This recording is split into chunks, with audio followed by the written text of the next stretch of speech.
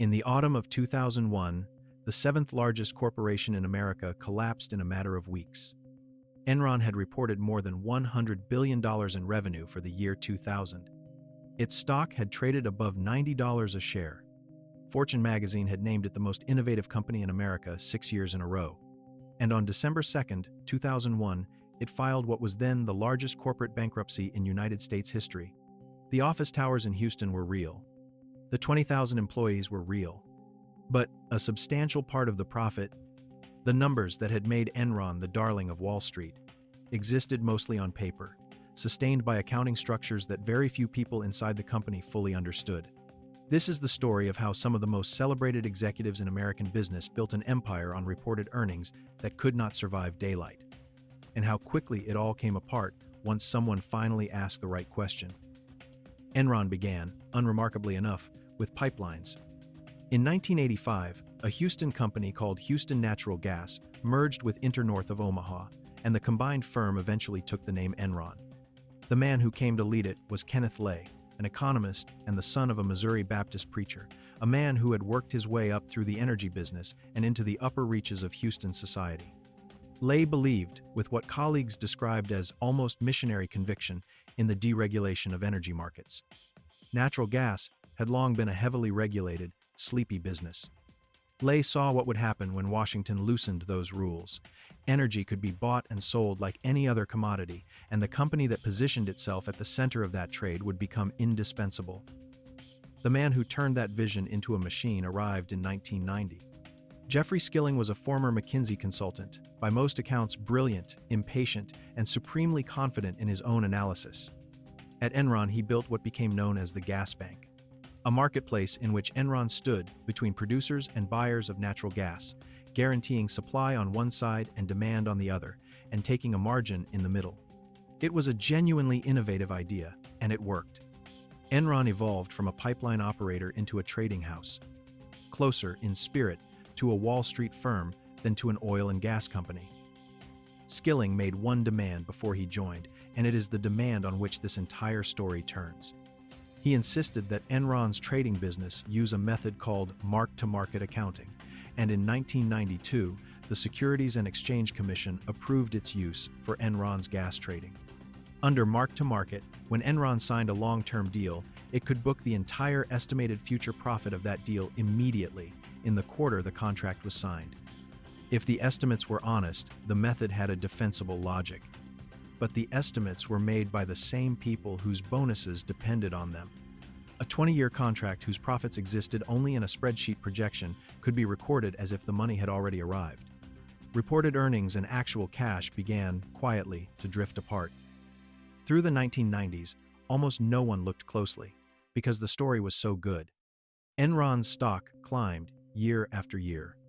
The company expanded into electricity, then into commodities few people had ever thought to trade: weather derivatives, broadband capacity. Its slogan was "Ask Why," and its executives were treated by the business press as the vanguard of a new economy. Inside the company, Skilling built a culture to match. A performance review system ranked employees against each other, and those at the bottom were pushed out. Employees called it rank and yank. The lesson absorbed by ambitious people inside Enron was simple: deliver earnings, do not ask uncomfortable questions, and you will be rewarded. The expansion was not only on paper. In 1997, Enron acquired Portland General Electric, giving it a genuine foothold in the electricity business on the West Coast, and its trading floor in Houston became one of the largest and most sophisticated in the world. Wall Street analysts, with very few exceptions, rated the stock a strong buy year after year, and business schools taught Enron as a case study in reinvention. By August of 2000, the stock touched its all-time high of just over $90, and Enron's market value stood near $70 billion. Kenneth moved comfortably between boardrooms and political circles, one of the most connected executives in the country. Jeffrey Skilling, by then president and chief operating officer, spoke openly about Enron becoming the world's leading company. Almost nobody, inside or outside the building, was asking what would happen if the earnings behind that confidence turned out to be estimates all the way down. But underneath the accolades, the actual businesses were struggling. An enormous power plant project at Dabhol in India became mired in disputes and losses. Azurix, a water utility venture, performed poorly and was largely unwound within a few years of its launch. The broadband division signed a widely publicized 20-year deal with Blockbuster to deliver movies on demand, and Enron booked an estimated $110 million in projected profits on the venture, according to later reporting and court testimony, even though the technology barely functioned and the deal collapsed within months. Under mark-to-market, failure created a second problem. The profits from these deals had already been reported. If the deals died, the earnings had to be replaced with new deals, bigger deals, booked faster. The machine had to keep accelerating simply to stand still. This is where the rot set in. Not as a single decision to commit fraud, but as a series of quarterly emergencies, each solved with a device slightly more aggressive than the last. The chief architect of those devices, according to federal prosecutors and his own later guilty plea, was Enron's chief financial officer, Andrew Fastow. Fastow created a web of special-purpose entities, outside partnerships with names like Chuco and LJM, the latter drawn from the initials of his own wife and children. On paper, these partnerships were independent, which allowed Enron to move struggling assets and debt off its balance sheet and to manufacture earnings by trading with them.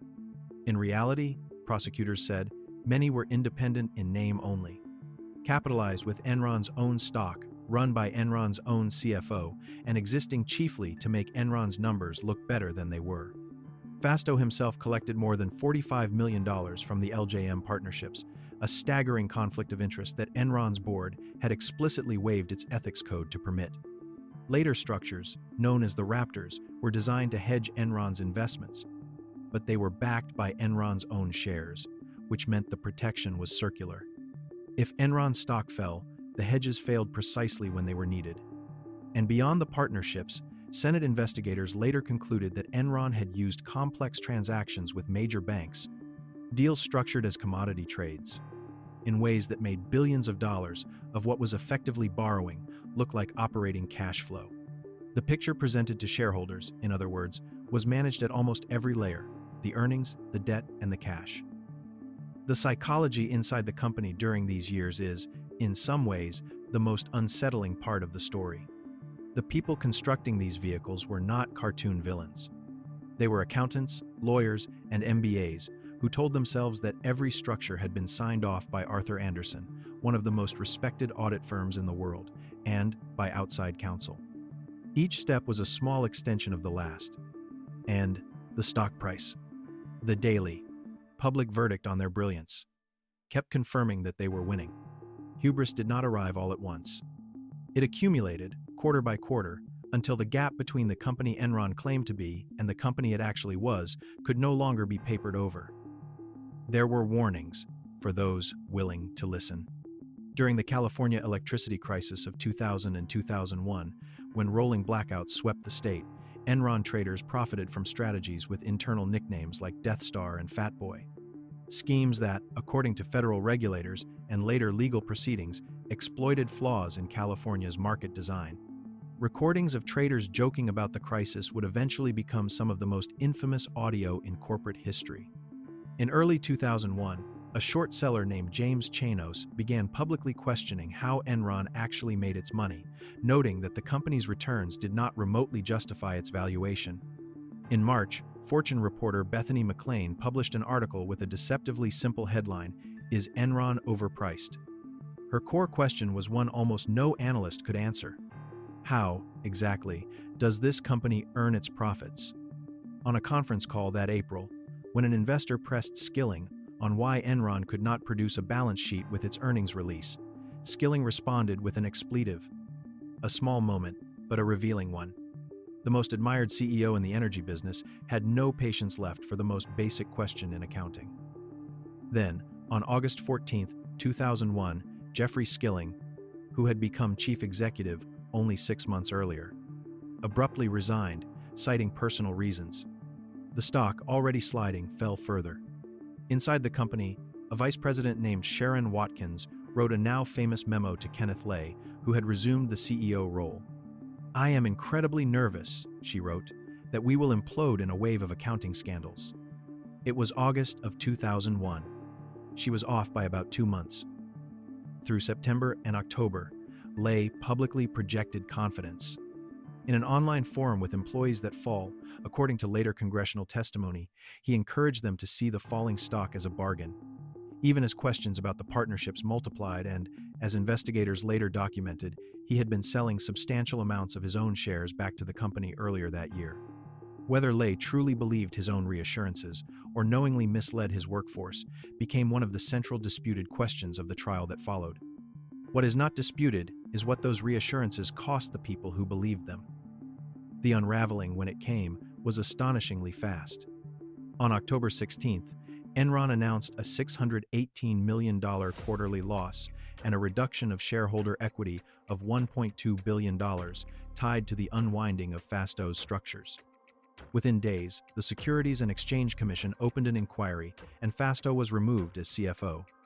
On November 8th, Enron formally restated its earnings going back to 1997, wiping out roughly $586 million in previously reported profits.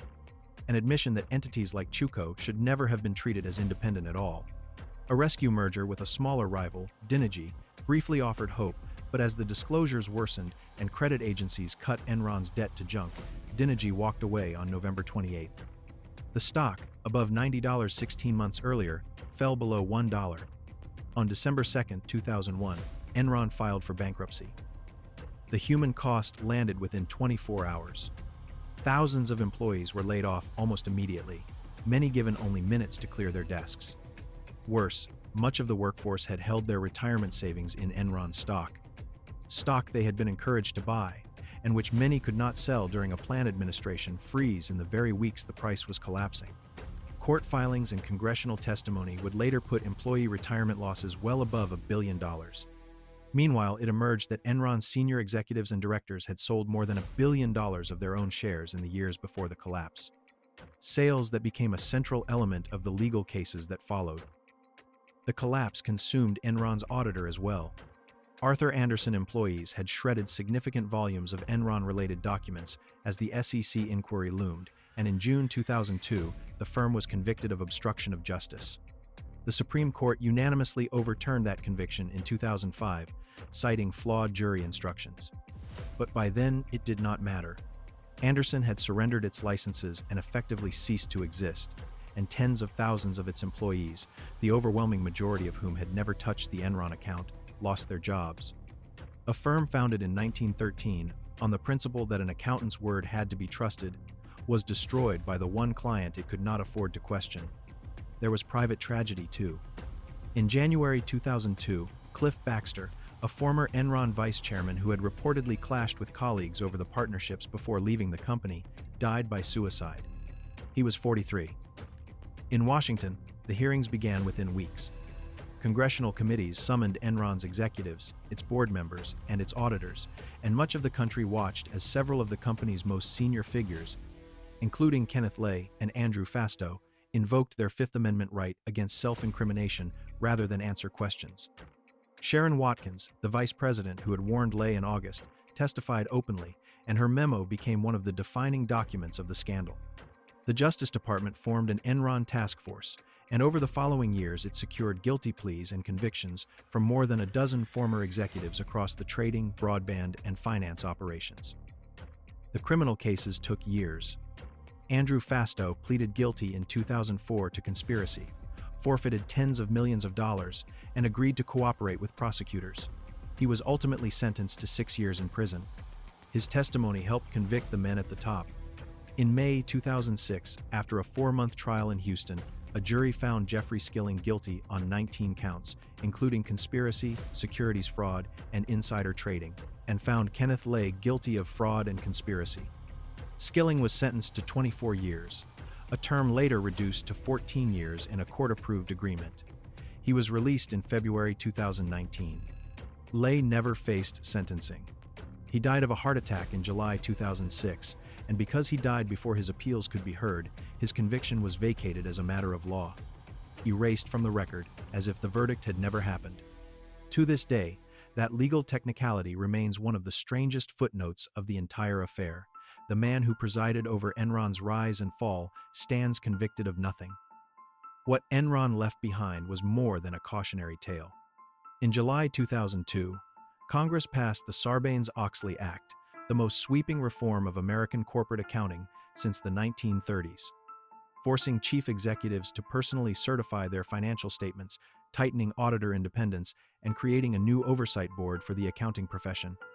Every CEO's signature on every quarterly report filed in America today is, in a sense, a legacy of Houston in 2001. The deeper legacy is harder to legislate. Enron was not brought down by stupid people. It was brought down by intelligent, credentialed, widely admired people who convinced themselves that reported earnings were the same thing as reality and that a rising stock price was proof they were right. The lie did not begin as a lie. It began as an estimate, an optimistic number in a spreadsheet, blessed by auditors, applauded by analysts, and it grew, one quarter at a time, until it was worth $100 billion and could not survive a single honest question. The unsettling lesson of Enron is not that fraud happens. It is how ordinary the road to it can look from the inside, one defensible decision at a time.